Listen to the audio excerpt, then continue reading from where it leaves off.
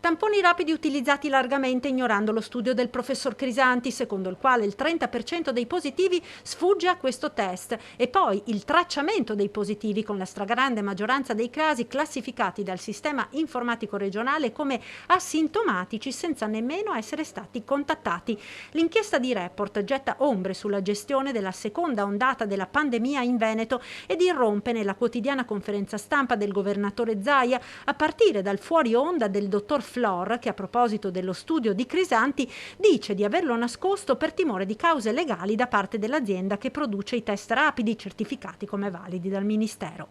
Penso che qui ci siano delle responsabilità personali, cioè non è che io posso discutere sull'atteggiamento di un primario o di Flor, perché non sono tutte attività che non mi competono. Certamente chiederemo cosa intendeva dire, perché lo studio c'è o non c'è, e se c'è è uno studio oppure non è uno studio. Ad entrare nel merito dello studio Antonia Ricci, direttrice dell'Istituto Zooprofilattico delle Venezie. Lo studio ha evidenziato che c'è un tipo di variante che in una certa fase era effettivamente abbastanza diffusa in Veneto, che ha delle mutazioni che la rendono invisibile ai test antigenici.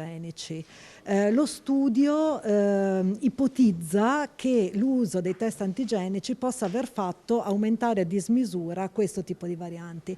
In realtà dai nostri dati, che sono ancora in corso di approfondimento, quindi la mia è una valutazione preliminare, non sembra che questa variante sia cresciuta particolarmente, nel senso che dalla metà di dicembre in poi, anzi, la sua prevalenza è stata praticamente azzerata. A spiegare i problemi con il tracciamento dei positivi, la responsabile della prevenzione regionale, le disposizioni prevedono che su 100 persone positive almeno il 60% debba essere chiamato dalle ULSS per stabilire se hanno sintomi o meno. Questi dati vengono poi trasmessi al Ministero e vanno ad incidere sugli indicatori che determinano il colore della regione. È successo che nel periodo in cui avevamo moltissimi casi ci siamo resi conto che molti soggetti non erano stati presi in carico. Quindi abbiamo caricato tutti questi soggetti indicando uno stato che era asintomatico, che doveva essere confermato per essere conteggiato dall'azienda o come asintomatico oppure come sintomatico. Zaia sottolinea di non aver nascosto nulla. Io non vedo negativamente il lavoro che ha fatto il Report, se volete che vi dica la mia opinione. Lasciate perdere il trattamento, che uno può dire mi sento colpito nell'intimo, questo ve lo posso anche dire, ma alla fine dimostra una roba che l'amministrazione è sempre trasparente.